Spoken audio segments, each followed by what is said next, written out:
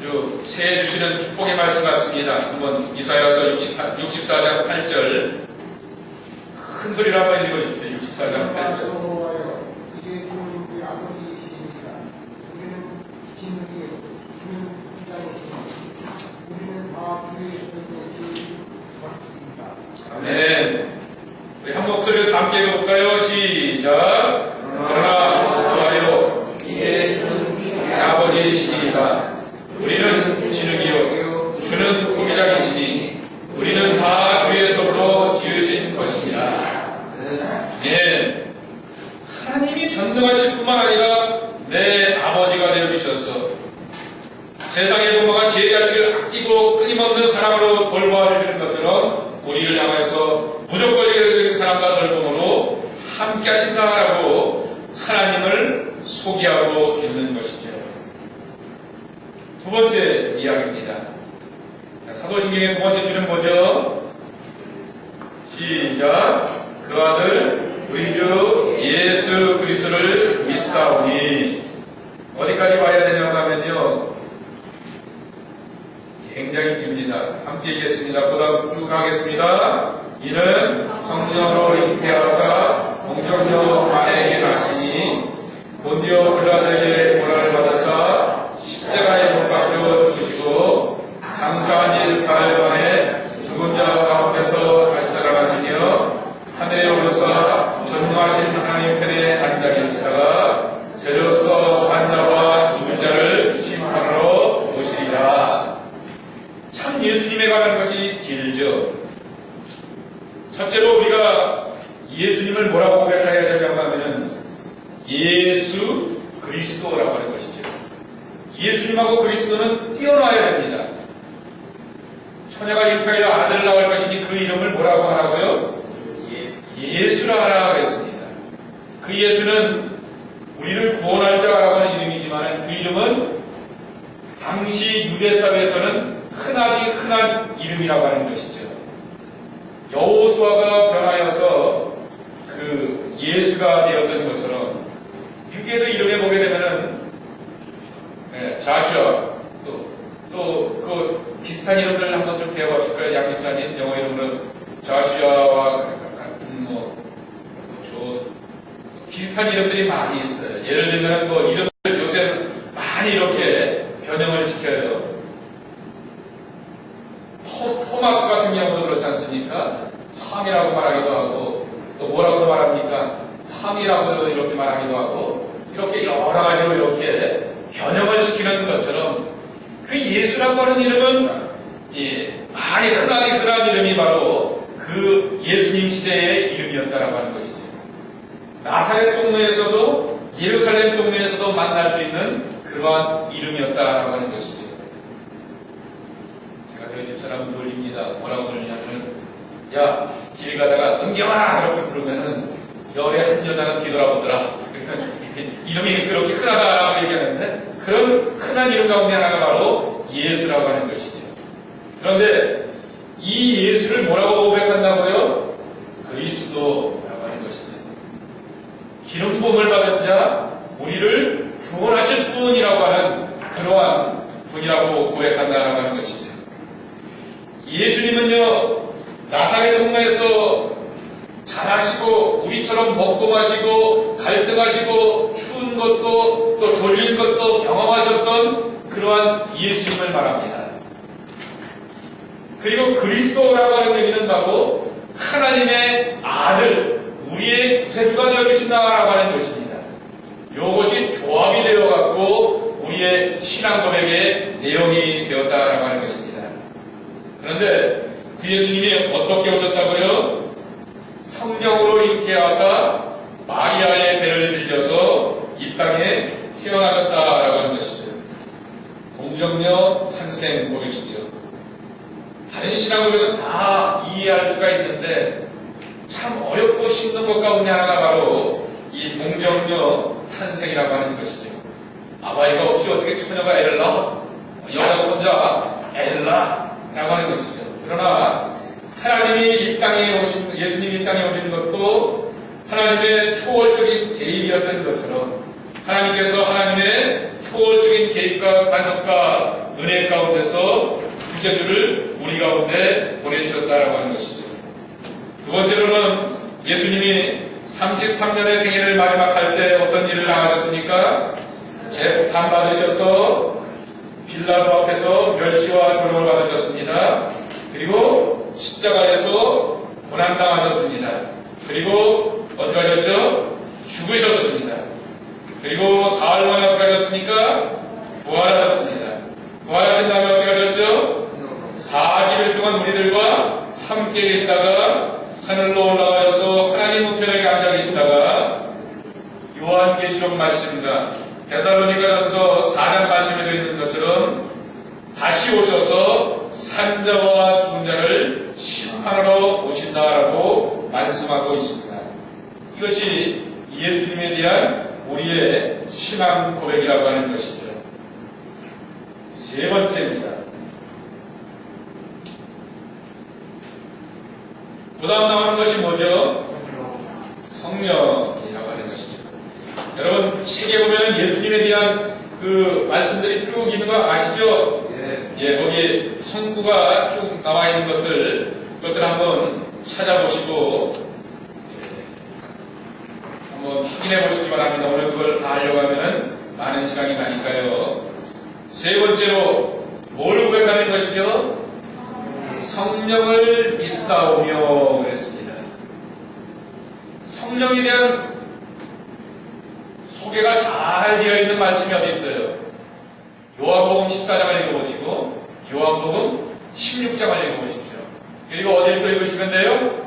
로마서 8장을 읽으시기 바랍니다. 그러면은 하나님의 성령이 어떤 분이시구나라고 하는 것을 알 수가 있습니다. 예수님께서 요한복음 14장에 보게 되면 뭐라고 말씀하십니까? 내가 너희들을 떠나서 하늘로 올라가는 것이 도리어 너희에게 뭐하다고요? 유익이 된다 그랬습니다. 예수님은 저와 여러분처럼 사람의 몸을 입고 오셨기 때문에 시간과 공간에 제약을 받습니다. 김주영 목사가 여기 이렇게 서 있기 때문에 이 시간에 저는 제 아들하고 딸하고 한 분은 있지를 못합니다. 제 집에 가 있지도 못합니다. 저는 분명히 여기 있다라고 하는 것이죠. 그런데 하나님의 성령이라고 하는 이 거룩한 지체는, 이 영은 여기도 계시지만 미국에도 계시고 또한 제 집에도 계시고 어디도 계시면서 모든 것을 다스리고 주관하시는 분이라고 하는 것이죠. 자, 성령이 하시는 일들을 우리 함께 보도록 하겠는데요. 우리 한번 성령의 설명에 대해서 한번 성경을 한번 찾아보도록 하겠습니다. 마태복음 28장 19절.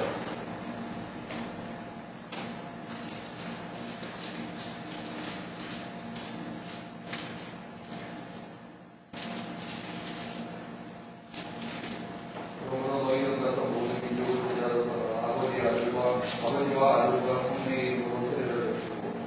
예, 여기 말씀해 보게 되면 성령님은 하나님과 예수님과 함께 있어서 동일한 지체이다라고 하는 그러한 사실을 말씀하여 주고 있는 것입니다. 그런데요, 이 성령님은 이런처럼 이 예수님의 대행자도 아니고 이 하나님의 에이전시도 아니다라고 하는 것이죠. 함께 필요한 일들을 나눠가시는 동등한 지체라고 하는 것이죠. 그래서 삼위일체라고 하는 것이죠. 자, 그러면 성령님이 우리에게서 일하시게 하시는 것이 무엇일까? 고린도전서 12장 3절입니다.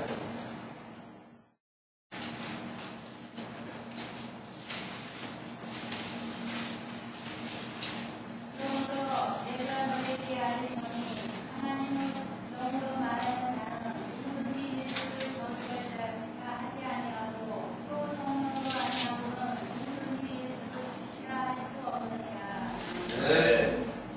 근데 이 삼위일체에 대해서 참 어려운 그런 설명들이 있는데요. 그래서 이 믿음의 길에 보게 되면 이걸 자세하게 소개들을 해놓았습니다.